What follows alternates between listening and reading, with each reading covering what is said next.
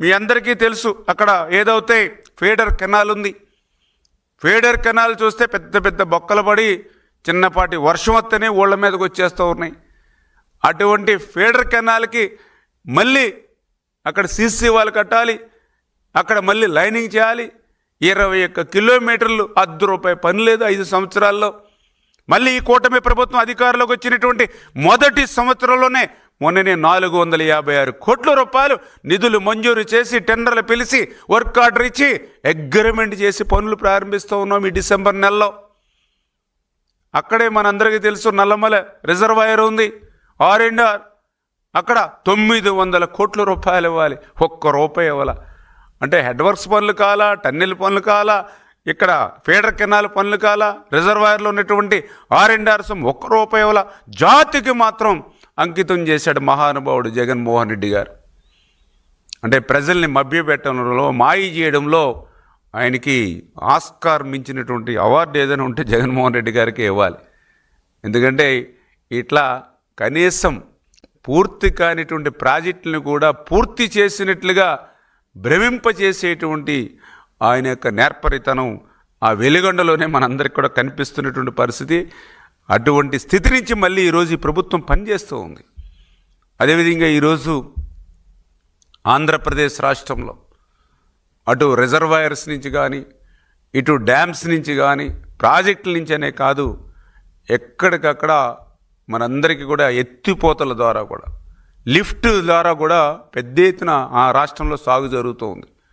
దగ్గర దగ్గర 8 లక్షల ఎకరాలకు ఈరోజు లిఫ్ట్ల ద్వారా ఆంధ్రప్రదేశ్ రాష్ట్రంలో సాగు జరుగుతూ ఉంటే 2019లో వచ్చినటువంటి విధ్వంసకరమైనటువంటి పాలనకు ధ్వంసమైన ఆ రోజునటువంటి లిఫ్ట్ ఇరిగేషన్స్ 1011 లిఫ్ట్లు ఆంధ్రప్రదేశ్ రాష్ట్రంలో ఉంటే అందులో 355 లిఫ్ట్లు అసలు మొత్తం పనిచేయడమే మానేశాయి.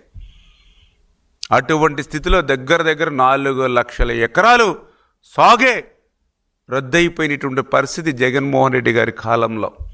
5 సంవత్సరాల్లో ఏ లిఫ్ట్ని బాగు చేద్దామనేటువంటి ఆలోచన లేదు. 5 సంవత్సరాల్లో ఏ లిఫ్ట్ బాగు చేతకి ₹1 నిధులు కేటాయిద్దామనేటువంటి ఆలోచన లేదు. మొత్తం లిఫ్ట్ ఇరిగేషన్ ద్వారా సాగు అయ్యేటువంటి భూమి అంతా కూడా సంవత్సరానికి తగ్గిపోయినటువంటి పరిస్థితి, క్లోజ్ అయ్యేటువంటి పరిస్థితి మనందరం కూడా చూసాం. ప్రతి నియోజకవర్గంలోనూ కూడా 5,000 ఎకరాలు, 10,000 ఎకరాలు, కొన్ని నియోజకవర్గాలు అయితే 15,000, 20,000 ఎకరాలు సైతం లిఫ్ట్ మీద ఏదైతే సాగు అవుతుందో అది బీడుగా మారిపోయింది. కానీ మళ్ళీ ఈరోజు ఈ కూటమి ప్రభుత్వం అధికారంలోకి వచ్చిన తర్వాత చంద్రబాబు నాయుడు గారు ఆలోచన చేశారు. అటువంటి లిఫ్ట్లు 100-200 కోట్లు ఇచ్చి మనం బాగు చేస్తాం. మళ్ళీ వాటి మెయింటెనెన్స్ లేకపోతే మళ్ళీ వచ్చే సంవత్సరం, అవతల సంవత్సరమో ఆ లిఫ్ట్లు మళ్ళీ పాడైపోతే ఆలనా పాలనా లేకుండా అక్కడ రైతులు నష్టపోతూ ఉన్నారు. అట్లా కాదు, ఆ ఏదైతే ఆ లిఫ్ట్లు మరామతులు మొత్తం ఏదైతే రాష్ట్రం మీద ఉన్నటువంటి లిఫ్ట్లన్నీ కూడా ప్రభుత్వమే రిపేర్లు చేయిందాం.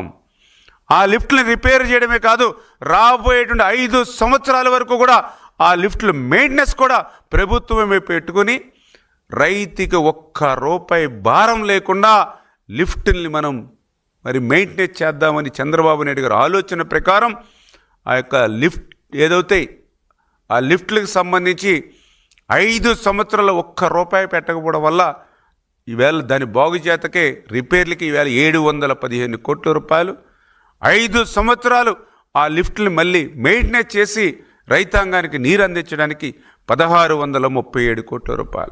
అంటే ఈవేళ ₹2,352 కోట్ల ఈరోజు లిఫ్ట్కి మెయింటెనెన్స్ అండ్ రిపేర్స్ కలిపి ఈరోజు నిధులు మంజూరు చేసేటువంటి విధంగా ఈవేళ మేము అంచనాలు తయారు చేసి తొందరలోనే అవి కూడా మరి ఫైనాన్స్ మరి ఏదైతే శాంక్షన్ చేసుకుని ఆ లిఫ్ట్ ఇరిగేషన్ కూడా మళ్ళీ పునరుద్ధరించేటువంటి ప్రక్రియకు ఈరోజు ఈ కూటమి ప్రభుత్వం పనిచేస్తున్నటువంటి పరిస్థితి.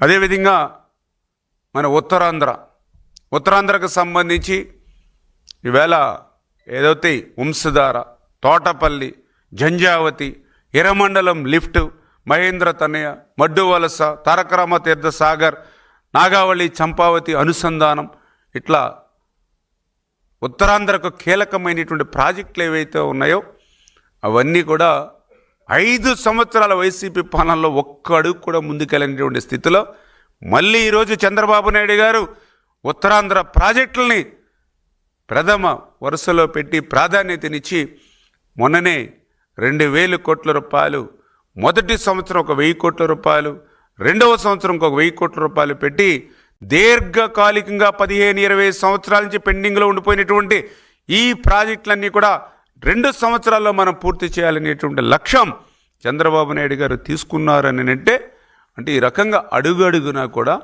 ఆంధ్రప్రదేశ్ రాష్ట్ర ప్రగతి అనేది నీటి మీద ఆధారపడి ఉంది. ఒక్క సంవత్సరం వర్షాలు బాగా పడి వచ్చినటువంటి ప్రతి నీటి బిందువును కూడా ఒడిసిపెట్టి మళ్ళీ 1-2 సంవత్సరాలు వర్షాలు తక్కువైనా కూడా కరువు అనేది కనపడకుండా ఉండాలనేటువంటి ఆలోచనతో ఈరోజు చంద్రబాబు నాయుడు గారి ఆంధ్రప్రదేశ్ రాష్ట్రంలో ఈ సంవత్సరన్నర కాలంలో ఇంత పెద్ద ఎత్తున మూల పడిపోయినటువంటి, దారి తప్పినటువంటి, గతి తప్పినటువంటి ఇరిగేషన్ వ్యవస్థను ఈవేళ గాడిలో పెట్టి పనిచేస్తూ ఉంటే జగన్మోహన్ రెడ్డి గారు అప్పుడప్పుడు అడపాదడపా బెంగళూరు నుంచి వచ్చో, మళ్ళీ ఒక్కొక్కసారి బెంగళూరు నుంచి వచ్చినా కూడా ప్రజలకి ముఖం చూపించలేక ఒక్కొక్కసారి ట్విట్టర్లోనూ లేదా ఇతరత్ర ఒక లేఖ రాయడమో, లేకపోతే ట్విట్టర్లో ఎవరో రాసి పెట్టిన దాని మీద ఒక సంతకం పెట్టి పంపిస్తూ ఉండేటువంటి విషయాలు కూడా చూస్తూ ఉన్నాం. అందులో భాగంగా మొన్ననే చూసాం, ఏదైతే మన కృష్ణాకు సంబంధించినటువంటి ట్రిబ్యునల్ 2లో ఆంధ్రప్రదేశ్ రాష్ట్ర వాదనలు బలంగా లేవని మొన్న జగన్మోహన్ రెడ్డి గారు ఒక లేఖ రాస్తే చాలా ఆశ్చర్యం కలిగినటువంటి పరిస్థితి. ఆ లేఖ చూస్తే దొంగే దొంగ దొంగ అని అరిచినట్లుగా ఉన్నటువంటి పరిస్థితి. ఎందుకు ఈ మాట చెప్తూ ఉన్నానంటే, ఆ కృష్ణా ట్రిబ్యునల్కి సంబంధించి కృష్ణా నదీ జలాల మీద సమీక్ష జరిపేటువంటి అధికారం ఇచ్చిందే జగన్మోహన్ రెడ్డి ఆ రోజు ట్రిబ్యునల్లో. ఇవాళ రికార్డులు ఉన్నాయి. ఆ రోజు 2014లో ఆంధ్రప్రదేశ్ రాష్ట్ర విభజన జరిగినటువంటి పరిస్థితుల్లో ఆ రోజు బైఫర్గేషన్ యాక్ట్లో చాలా క్లియర్గా ఏదైతే ఇక కృష్ణా డెల్టా కానీ లేదా కృష్ణాకు సంబంధించినటువంటి రివర్ ఏదైతే ఉందో, నదీ జలాల మీద ఉన్నటువంటి ప్రాజెక్టులు ఏవైతే ఉన్నాయో, ప్రాజెక్టుల వారీగా ఉన్నటువంటి కేటాయింపుల్ని ఆ యొక్క ట్రిబ్యునల్ ఆమోదించాలని చెప్పేసి క్లియర్గా బైఫర్గేషన్ యాక్ట్లో ఉంది.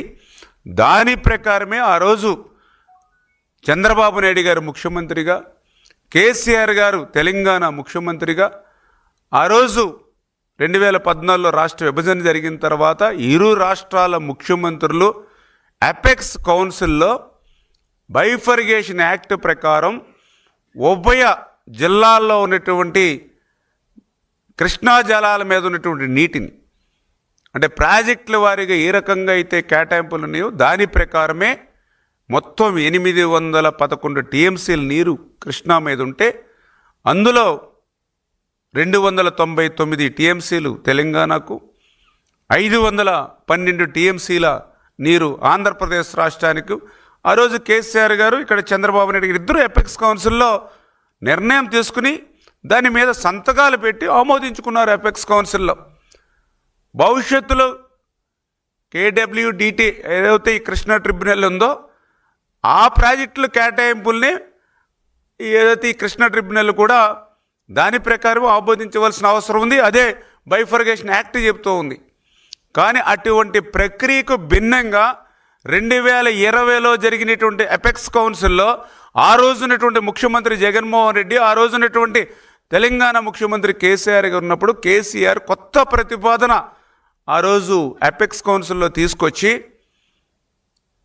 ఆన్గోయింగ్ ప్రాజెక్ట్స్, ఫ్యూచర్లో ఉన్నటువంటి ప్రాజెక్ట్స్ని అన్నింటినీ కూడా దృష్టిలో పెట్టుకోండి, ఆంధ్రప్రదేశ్ రాష్ట్రం వాడుతున్నటువంటి కృష్ణా జలాల మీద కూడా పునఃసమీక్ష చేయండి, మా భూభాగం ఎక్కువ కృష్ణా వెళ్తున్నటువంటి పరిస్థితి, దాని ప్రకారమే మాకు నీటి కేటాయింపులు జరపండి అని స్పష్టంగా ఆ రోజు ఎపెక్స్ కౌన్సిల్లో 2020లో జరిగిన ఎపెక్స్ కౌన్సిల్లో జగన్మోహన్ రెడ్డి గారు ముందు ఆయన బలంగా తెలంగాణ గురించి మాట్లాడినప్పుడు ఆ రోజు ఆయన కృష్ణా డెల్టాకు సంబంధించినటువంటి 152 టీఎంసీలు నాగార్జున సాగర్ రైట్ కెనాల్కు ఉపయోగిస్తున్నటువంటి 132 టీఎంసీలు, నాగార్జున సాగర్ లెఫ్ట్ కెనాల్కు ఉపయోగిస్తున్నటువంటి 31.9 టీఎంసీలు, ఎస్ఎల్బీసీ ద్వారా 19 టీఎంసీలు ఏదైతే కృష్ణాకు సంబంధించినటువంటి ఆంధ్రప్రదేశ్ వాడుకున్నటువంటి వాటర్ని అంతా కూడా సమీక్ష చేయమని ఆ రోజు కేసీఆర్ ఎపెక్స్ కౌన్సిల్లో మీ ముందు